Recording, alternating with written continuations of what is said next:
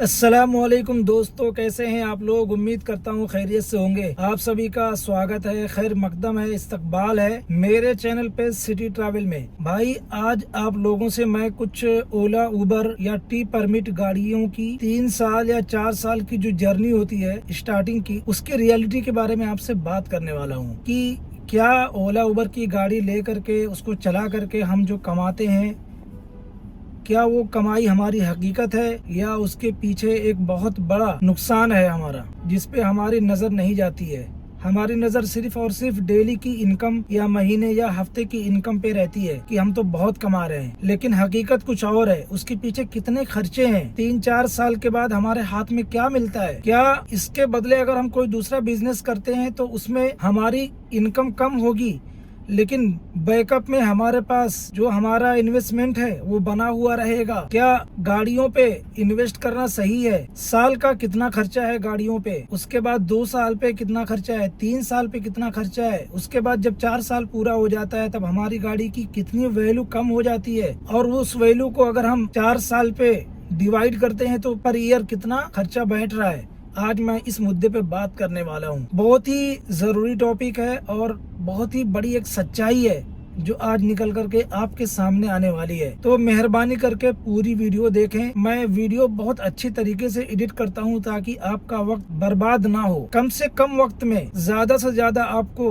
जानकारी और इन्फॉर्मेशन मिले। मैं 20 मिनट की वीडियो को एडिट करके 12 से 13 मिनट पे लाकर रख देता हूँ। तो उम्मीद करता हूँ आप लोग पूरी वीडियो देखेंगे, और अगर चैनल पे नए आए हो तो प्लीज चैनल को सब्सक्राइब कर लो और वीडियो को लाइक भी कर दो। आपके जितने भी रिलेटेड हैं जो गाड़ी चलाते हैं या लेते हैं, चाहे प्राइवेट हो चाहे टी परमिट हो, सबको ये वीडियो शेयर कर दें। आज की वीडियो देखने के बाद आपको शायद ये पता चल जाएगा कि ओला उबर में जाना चाहिए या नहीं जाना चाहिए। आप अच्छे फैसले ले सकते हैं। आंख बंद करके ओला उबर की गाड़ी लेना, डेली की इनकम देख करके गाड़ी लेने में कितना फर्क है, सच्चाई आपके सामने आने वाली है। तो भाई मैं शुरू करता हूँ पहले कि जब आप शोरूम से गाड़ी निकाल कर अपने घर पे लाते हैं तो आपकी खुशी बहुत ज्यादा होती है, होनी भी चाहिए भाई। आपके घर में 4 व्हीलर गाड़ी आ रही है, दुनिया को भी दिखता है कि आपके घर में गाड़ी है, तो आपको भी खुशी होती है, घर वालों को भी खुशी होती है। लेकिन उसके बाद जिस नाम से गाड़ी आई है उस बंदे को कितना पैसा उसके पीछे खर्च करना है, ये मैं आपको बताना स्टार्ट करता हूँ। तो देखो, गाड़ी मैं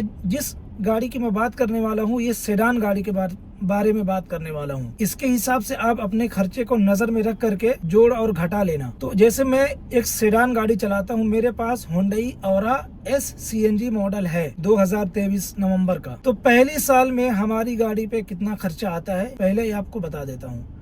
देखो, पहले साल में सिर्फ और सिर्फ आपको सर्विसिंग कराना होता है, उसके अलावा गाड़ी में शायद बैटरी आपको डालना पड़ता है बस, और बाकी जो चीजें लग करके आती हैं गाड़ी में वही रहती हैं। जो सर्विस में चेंज होती है वही चीजें आपको बदलनी होती हैं, उसके अलावा और कोई खर्चा नहीं आता है। तो एक साल में, पहले साल में जो सर्विस में जो खर्च आता है वो 50 से 60 हजार तक आता है। उसके बाद हमारा दूसरा साल शुरू होता है, तो उसमें पहला जो खर्च आता है वो हमारे डॉक्यूमेंट्स का आता है, जैसे इंश्योरेंस बनाना है, रोड टैक्स भरना है, और अथोराइजेशन का है, प्रोफेशनल टैक्स है, PUC है। ये सारे खर्चे जो हैं वो 20 से 30 हजार रुपये तक आते हैं। 20 से 30 हजार मैं क्यों कह रहा हूँ, कोई थर्ड पार्टी इंश्योरेंस लेता है, कोई कंप्रिहेंसिव लेता है, कोई फर्स्ट पार्टी के साथ में 0 डिप लेता है, इसलिए मैं 20 से 30 हजार कह रहा हूँ। लेकिन आप मान के चलिए कि 30 हजार रुपये में हमारा गाड़ी का सारा पेपर रिन्यू हो जाता है। उसके बाद दूसरे साल में जो सर्विस का जो टोटल खर्च आता है, पहले साल में 60 हजार, दूसरी साल में 60 से 80 हजार तक जा सकता है, फिर भी आप 60 हजार पकड़ लो। उसके बाद 2 बड़े खर्चे आते हैं, एक होता है क्लच प्लेट और एक होता है टायर। ये दूसरे साल के 3-4 महीने के अंदर ही आपको हर हाल में डालना ही है। आपकी गाड़ी इतनी चल चुकी होती है कि आपको टायर और क्लच प्लेट डालना ही पड़ता है। टायर और क्लच प्लेट का जो खर्चा है वो भी लगभग 28 हजार रुपये आता है। और एक खर्चा है बैटरी का, वो भी आपको या तो पहले साल के एंड में या तो दूसरे साल के स्टार्टिंग में आपको डालना पड़ता है। ये हो गए खर्चे दूसरे साल के। और एक बड़ा खर्चा आता है दूसरी साल के एंड तक, आपको गाड़ी की पासिंग कराना होता है। तो दूसरी साल खत्म होने के बाद तो आप कराएंगे नहीं, खत्म होने से पहले ही पहले आपको उसका इंतजाम करना होता है, जिसका खर्चा 12 हजार रुपये तक आता है। तो दूसरे साल के जो टोटल खर्चे हैं, डॉक्यूमेंट्स और फिटनेस, टायर, बैटरी, ये सारे खर्चे 1,35,000 रुपए तक के जाते हैं। और फिर जब हमारा तीसरा साल स्टार्ट होता है तो तीसरे साल में 2 खर्चे कम हो जाते हैं। जैसे पहला खर्चा ये है कि फिटनेस नहीं करवाना होता है तीसरे साल में, और दूसरा खर्चा ये है कि आपको टायर नहीं डलवाना होता है। एक बार आप टायर डाल देते हैं तो 14 से 15 महीना आपका टायर कम से कम चलता है। तो तीसरी साल का जो खर्चा है वो लगभग 1,20,000 रुपया आप पकड़ के चलो। मतलब उसमें सर्विसिंग भी आ गई और जो गाड़ी का डॉक्यूमेंट्स है, रिन्यू करना है, वो 1,20,000 पकड़ लो। फिर जो चौथा साल है उसमें भी आपको फिर से सब चीज एकदम नई डालना पड़ता है, टायर, बैटरी और फिर गाड़ी का डॉक्यूमेंट्स रिन्यू करना, उसके बाद फिर से फिटनेस कराना। ये सारे खर्चे फिर से आ जाते हैं कि 20 सारे खर्चे मिला करके आपको 1,30,000 से 35,000 रुपया करना होता है।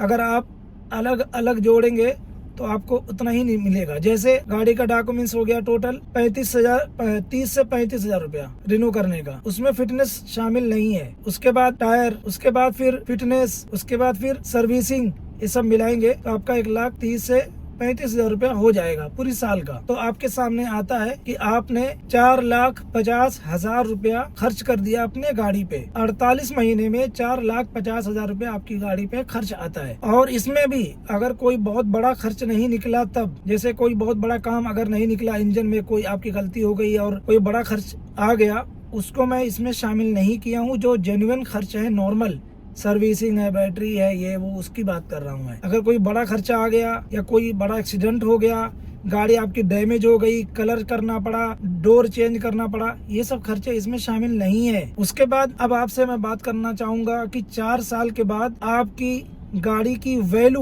वो कितनी हो जाती है। तो आपको बता दूं, अगर आपने गाड़ी कैश पे लिया है और आपकी गाड़ी 8.5 लाख रुपए की है, तो मैं 8.5 लाख की वैल्यू पे बात करूं तो 4 साल के बाद आपकी गाड़ी अगर बहुत ज्यादा रेट आपको मिल गया तो 4 लाख रुपए मिलेगा, उससे ज्यादा आपको नहीं मिलने वाला है। तो 4.5 लाख रुपया आपकी गाड़ी की वैल्यू कम हो गई और 4.5 लाख रुपए आपने गाड़ी पे खर्च कर दिया, वो भी बिना किसी एक्सीडेंटल कॉस्ट के, तो 9 लाख रुपया होता है। तो 4 साल में आपने एक गाड़ी पे 9 लाख रुपया अपना नुकसान उठाया है खर्च के रूप में, और गाड़ी की वैल्यू कम होने के रूप में 9 लाख रुपया आपका घट गया। 4 साल के बाद आपको गाड़ी बेचना पड़ता है। अगर आप चलाते हो तो फिर आपको बुकिंग आउट स्टेशन की आनी या तो बंद हो जाएगी या तो कम हो जाएगी, और आप परेशान होकर के गाड़ी आप बेच देंगे। तो आपने 9 लाख रुपया खर्च किया, 9 से 10 लाख रुपया खर्च किया।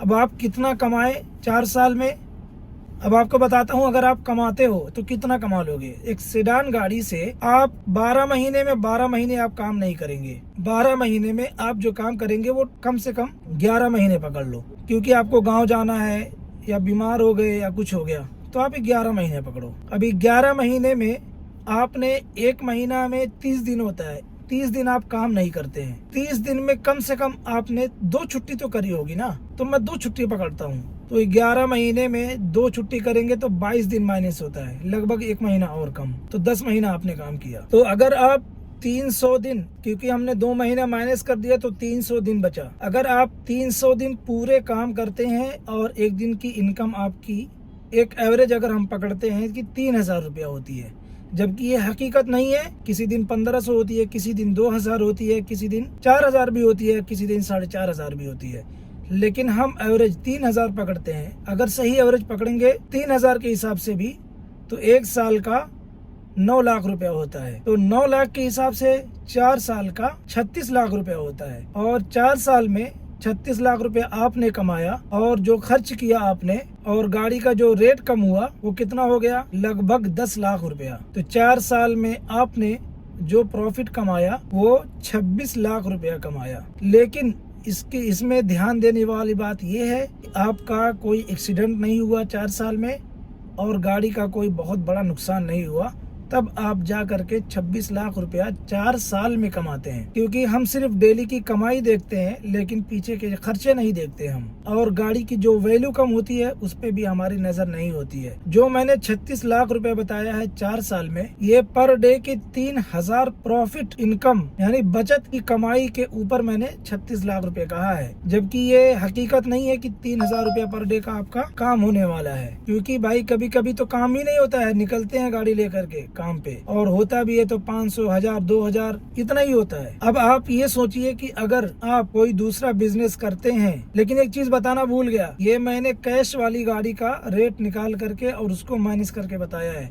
अगर आपने गाड़ी लोन पे लिया है, जबकि 100 में से 60 से 70% लोग, या अगर कहूँ 80% लोग गाड़ियां लोन पे ही लेते हैं, तो गलत नहीं होगा। जो गाड़ियां लोन पे रहती हैं वो 8.5 लाख की गाड़ी बढ़ करके 10 लाख तक पहुंच जाती है। कोई गाड़ी 11 लाख तक भी चली जाती है। तो अब आप सोचिए कि अगर आप 4 साल में, यानी आप अगर कोई बिजनेस स्टार्ट करते हैं जिसमें आपने 8.5 से 9 लाख रुपया इन्वेस्ट किया है, तो क्या उसमें आप 4 साल में 26 लाख रुपया नहीं कमा सकते हैं? मुझे लगता है कि आप उससे ज्यादा कमा सकते हैं। क्योंकि अगर आप 8 से 10 लाख रुपया इन्वेस्ट करेंगे, तो आप एक महीने का, अगर उसमें भी शॉप का रेंट, लाइट बिल ये निकाल देंगे, क्योंकि उसमें दो ही खर्चे हैं, शॉप का बिल आता है और रेंट लगता है। लेकिन जो आपने इन्वेस्ट किया है 10 लाख रुपया, वो इन्वेस्ट बढ़ता है, उसकी वैल्यू कम नहीं होती है। जैसे गाड़ी की वैल्यू कम होती है, उसकी वैल्यू कम नहीं होती है। तो जो शॉप का रेंट है, अगर उसको आप गाड़ी के मेंटेनेंस और गाड़ी के पेपर वर्क के हिसाब से अगर माइनस करते हैं, तो लगभग सेम ही बैठेगा,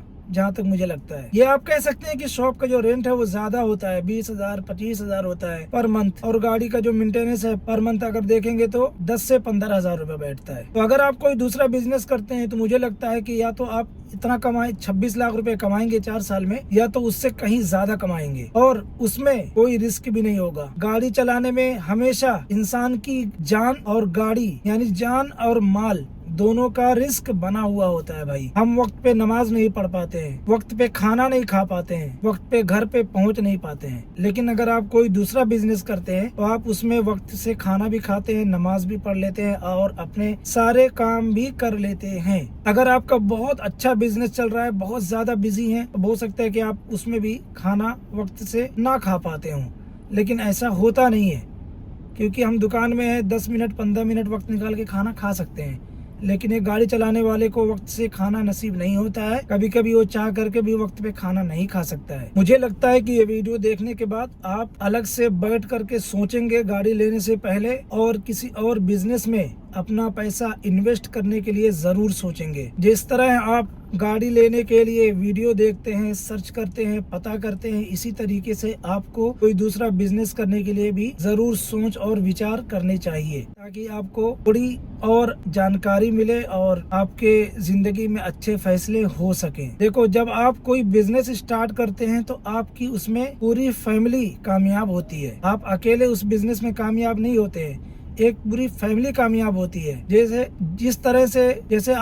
जैसे आपने कोई कपड़े का बिजनेस स्टार्ट किया, या कोई हार्डवेयर का बिजनेस स्टार्ट किया, या इसी तरीके से कोई और बिजनेस आप स्टार्ट करते हैं, तो आपकी पूरी फैमिली उसके साथ में इन्वॉल्व होती है, कामयाब होती है, और एक दुकान से आप 4 दुकान कर सकते हैं। लेकिन गाड़ी वाली लाइन में सिर्फ आप अकेले कामयाब होते हैं, और ये बिजनेस आप सिर्फ अकेले कर सकते हैं। 2 लोग एक साथ ये बिजनेस नहीं कर सकते हैं। इतना बड़ा फर्क है दोनों बिजनेस में। उम्मीद करता हूँ आपको ये वीडियो पसंद आई होगी, और अगर इसमें मैंने जो कैलकुलेशन किया है अगर सही किया है, तो कमेंट करके आप लोग जरूर बताना।